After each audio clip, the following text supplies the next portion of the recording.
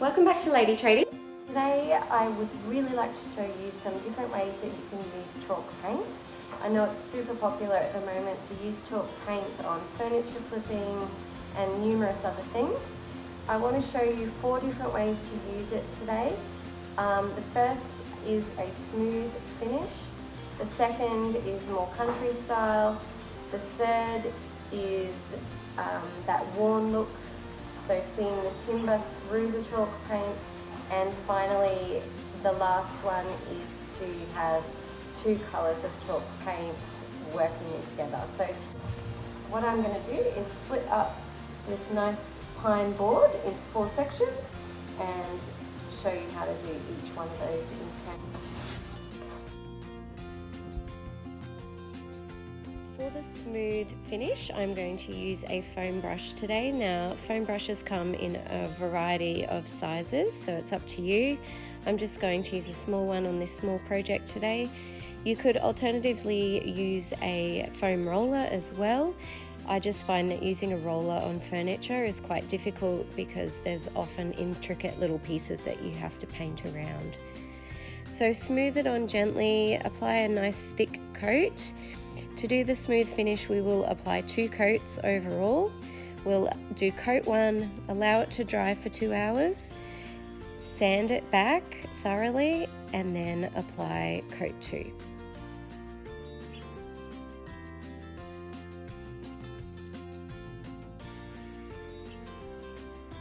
Now once you've painted the whole area with your foam brush, just go back over it gently and make sure that it's all nice and straight and has smooth lines.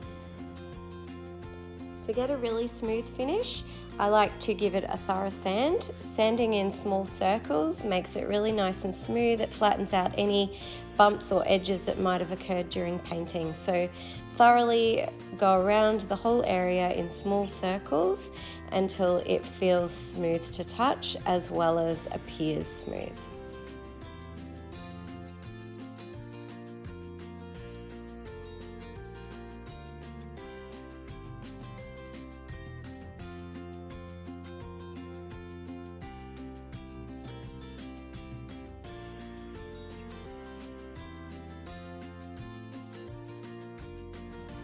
Smooth it out as much as you can.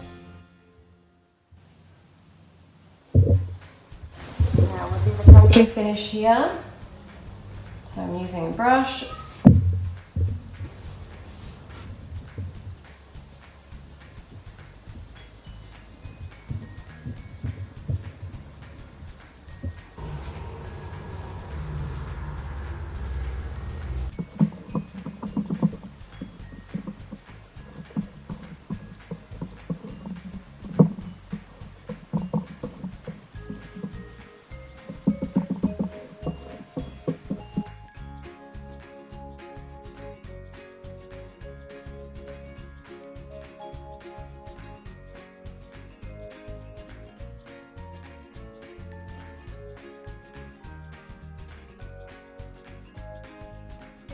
With the country farmhouse look, when it comes to sanding, after that first coat you do want to sand it. So you want to just flatten out all the ridges from the brush strokes from your coat 1, but we're not going to sand it as thoroughly as we did with the smooth finish. Now the reason that we are sanding those stroke marks off is that we are going to paint a second coat with the brush as well, and you don't want to end up having crisscrossing of brush strokes. So it is important to still smooth it out. Then when we do our second coat, we'll get the brush strokes that we'll leave on.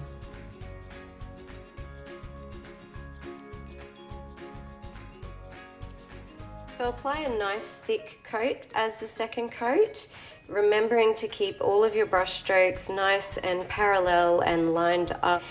Make sure as well, if you really are going to attempt to do that country farmhouse look, that it's not a stark white or bright white colour. A linen white or ivory or an off-white is better and more authentic for those farmhouse items, because traditionally they wouldn't have had the white paint that we have today.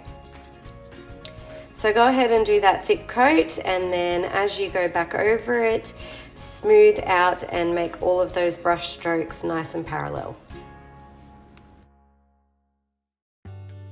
I'm still going to use a white base for and I'm still brushing.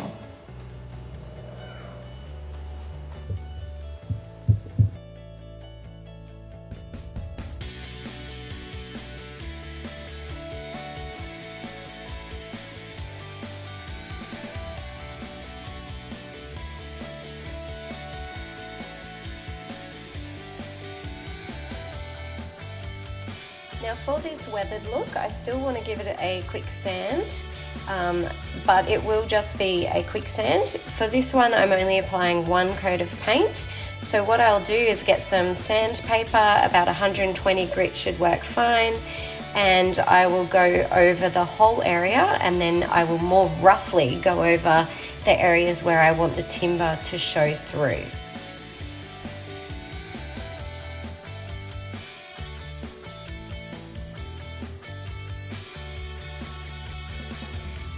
Think about the way that you want your wood grain to appear through that chalk paint.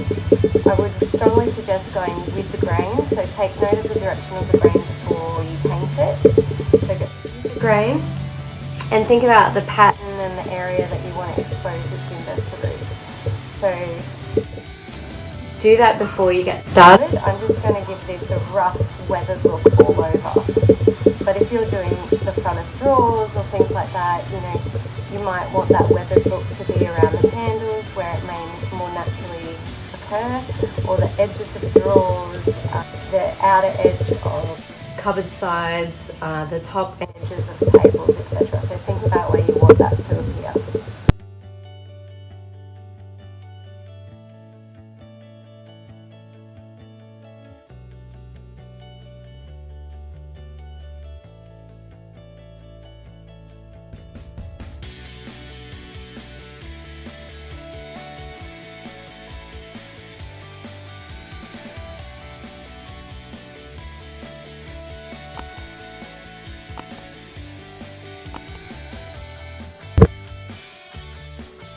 This weathered effect, you really only want to give it 1 coat of paint. If you do any more coats of paint than that, it's going to be quite hard to sand back through to the timber. So it took about, 3 or 4 minutes for me to sand back through, and you can see the effect. Now I'm not going, I've just randomly done a few patches on here, but like I said, you really need to think about where you want that weathered look to come through.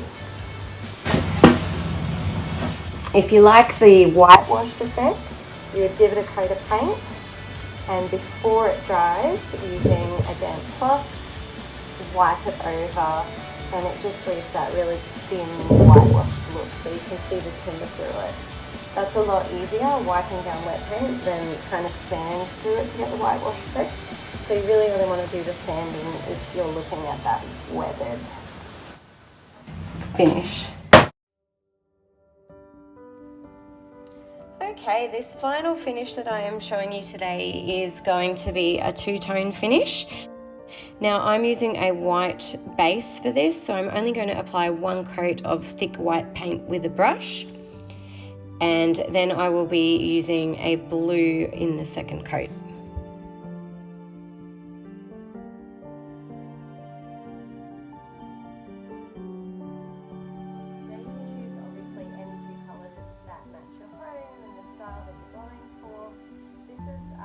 Commonly used with French provincial style furniture, antique furniture.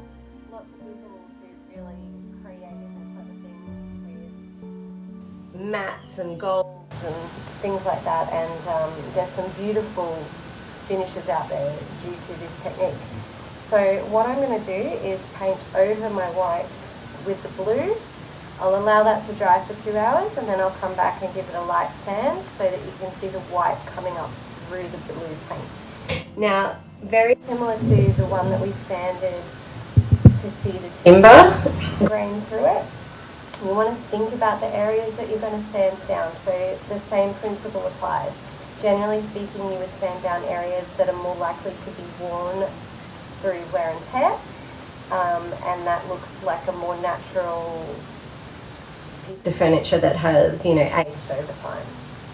Now, I don't think dark blue and linen white is a very antique combination. They're just the two that I'm using today because they're in such contrast that it will really show up on camera and allow you to see the effect.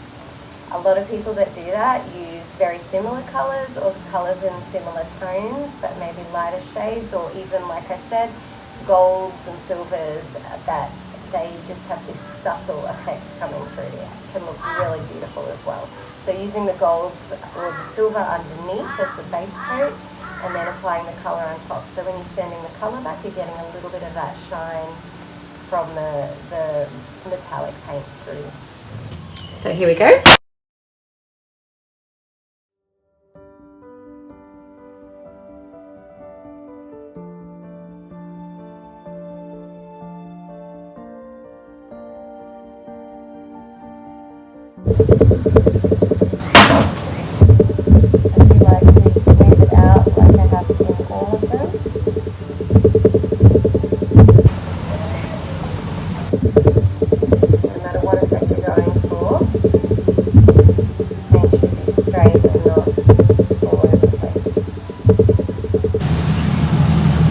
Now I'm going to leave this a little thinner around here on the edge,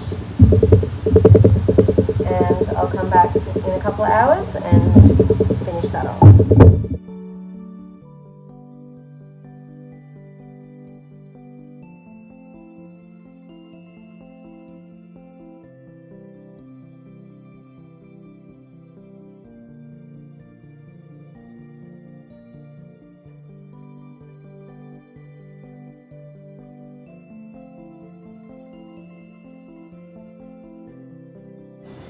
So there you have it. There are your 4 techniques that I've shown you today. Smooth, country farmhouse, worn through or weathered to timber, and the two-tone weathered effect as well.